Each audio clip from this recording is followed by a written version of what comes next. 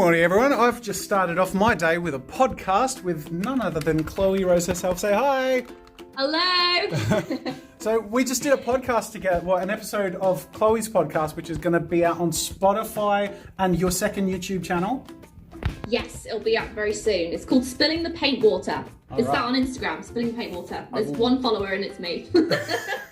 I will update you when it's live, but you have that to look forward to, and it was a really fun chat. Thanks so much for having me, Chloe. Thank you for coming on with me. I appreciate it. It was yesterday morning because I'm being pretty relaxed about when I vlog because I want it to feel natural for me and for you. By the way, speaking of feeling natural, the last vlog that came out, obviously I was very, let's say, energetic, and I love that it was 100% like all my over-the-top energy. That was exactly where I was in that moment. But I'm also so grateful for the support, the comments, and just the love in this community has just really come to the surface, and I just want to thank you so much for being awesome. So let's talk about other awesome stuff today, because I'm setting up, as you can see, I'm still running the show on my own at the moment, and I am going to be making that a little easier on myself with some new equipment. So at current count on this table, I have 1, 2, I'm going to count these as boom arms, 3, 4 for the camera, 5 for the mic, 6 for the monitor, 7 for the other monitor, 8, 9? Oh, 10 because the puppet's on one. That's not it, that's just one table. I'm just getting started because I've got new boom arms set up on my hobby table. I've got a camera on a boom arm, and I got 2 monitors on a boom arm, but this camera is on a mic stand, and it makes me so angry because I was out of boom arms. I'm like, I got to put a camera on a thing, so I put it on a mic stand, and now to move it around, I have to untighten the thing, and then I have to move it into position, and I'm just going, okay, oh no, it dipped. I'll put it in place, and then I've got to tighten it. It keeps dipping, So I know what you're thinking, Jazza, why are you so obsessed with boom arms, and why am I watching a grown-ass man make an entire video about his obsession with boom arms? Well, I can't answer the second one, but the first one, I'm obsessed with boom arms because they make life just so much easier. So this is my over-the-shoulder camera for when I'm working at this desk. There's some other new gadgets that I want to share with you. The point is, boom arms are magic because especially when you're working and you need to get in your flow, you don't have to think much about it. You just move it into position and it holds exactly where it needs to be. If it's a good boom arm. If it's not a good boom arm, I have a couple of them. Some of them have ended up in the trash. This is one of my less favorite ones. He's holding a puppet. He's good enough for the puppet, the boom arm, but it's a very springy, cheap eBay boom arm. I have sort of caught my finger on the springs before. You can hear like squeaks when you turn it, which is, you know, you don't need that. You don't need that. You need the premium boom arm experience. This boom arm has nothing on it, you'll notice. That's because I took the vlog arm off it. Often I put a vlog thing on it, but this was a spare boom arm, and I used the crap one for the vlog because I don't often put the vlog on a boom arm. I've actually been using a big stand lately because this boom arm is crap. It doesn't stay in position. Oh, I want to move a thing over here. This is backwards. It folds backwards naturally. It's so frustrating. Blue, more like poo. This is another crappy boom arm. Don't get this boom arm. There is one boom arm that keeps reappearing because I can't stop buying it because it is the boom arm to end all boom arms. The one I showed you in use here, and it's the one that I have in these 2 boxes. It's the Rode PSA one. Again, this is not sponsored. I paid full price for these, but it's worth it because boom arms, guys, I'm gonna set up a boom arm.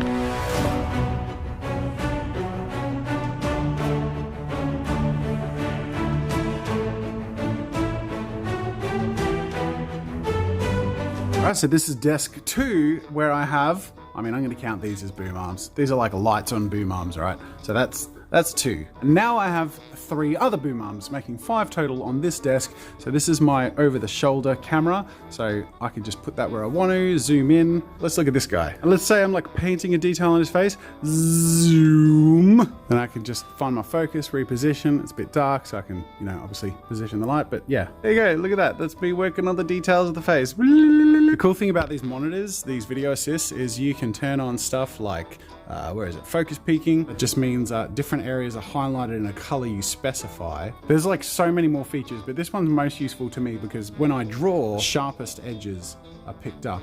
There we go, look at that, boom. So it looks a little weird when you're filming to have focus peaking on, but it's so useful because then you know everything's in focus. And you can also hide the interface by swiping that down. Of course, the recent addition is this boom arm, which was on the mic stand.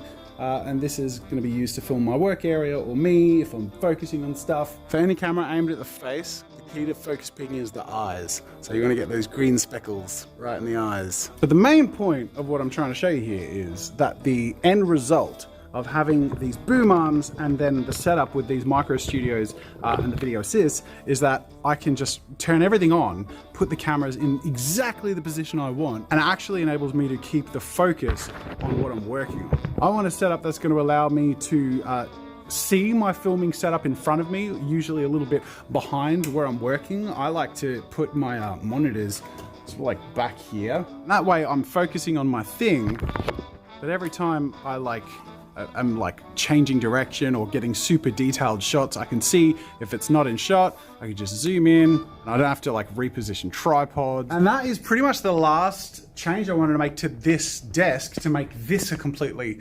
autonomous filming desk, because previously that's been the desk that's been fully set up for that, and now this desk is 100% completely set up to be able to film it too. So I have a few videos that I'm going to be filming in the next few weeks using this desk, and I've got my cameras, got my monitors, and obviously the workspace. And I'm really excited. I have 2 places to be mega creative and to go between. But I got 2 new boom arms. Not to have a spare, I don't have spare boom arms, I use my boom arm. So my go-to filming setup at this desk, which you've seen me use a lot, obviously, is front camera and then top camera, and the top camera is on, it's not technically a boom arm, I'm just calling it a boom arm because it's fun to say boom arm, but it's actually what's called a jib.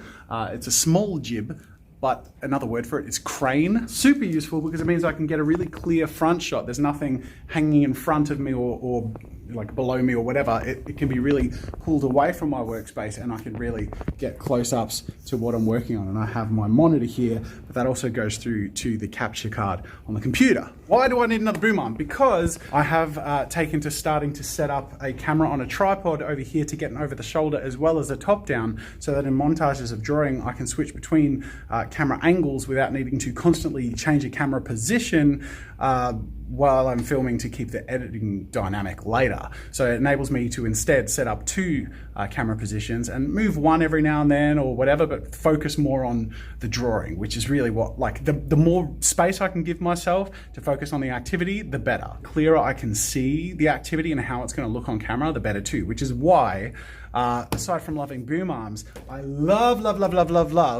the Blackmagic Micro Studio camera and the video assists. This is the small size, this is the big size, and the Micro Studio camera doesn't record, it sends the footage to the video assist and the video assist records. So this is where you put the cards in, or that you connect the hard drives or whatever to get the footage on there. So I'm about to record another video, but I want to set up my third camera. Basically, it's going to be an over-the-shoulder camera, and I'm going to set that up to be permanent addition to this desk. It also bears mentioning that while I did pay for my boom arms, I don't, thankfully, have to pay for all of my Blackmagic stuff. I do have to pay for my lenses, but because Blackmagic sponsors my main channel, they are very generous enough to send some equipment every now and then when I have some upgrades like this that I'm really excited to work with to upgrade the channel content. So thank you, Blackmagic. Love you. Don't let the size fool you, because this thing packs a lot of punch, and it mounts micro 4/3 lenses. So while it is almost as small as a GoPro, they use like full micro 4/3 lenses, which are compatible with GH5 or the Blackmagic 4K camera. And for a similar price to the Blackmagic 4K camera, you can get the Micro Studio camera and a small monitor. Honestly, if I had to choose between a Micro Cinema 4K camera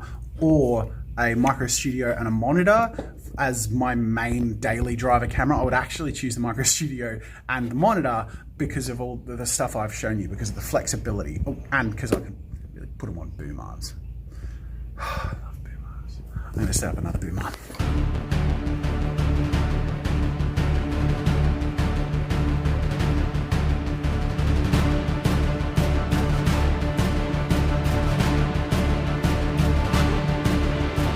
here is the new boom arm setup. It's just this one right here, and this gives me the additional benefit of, aside from having my go-to top down when I'm drawing, now I have this monitor, and I can move that boom arm around to show a more dynamic angle. But also, as you can see, I can get in there really close, get in on all the details, and the top one isn't impeded on because it's got a nice clean shot, and this is still out of the way. But I have the freedom to sort of go out, go wider. Focus peaking when you're drawing on paper is so much clearer too. You can sort of see it as I shift focus.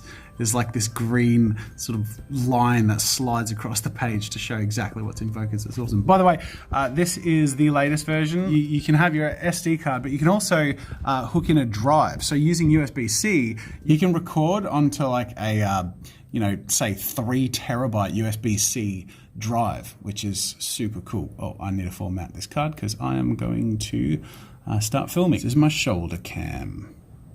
Format card. Boom, boom, boom.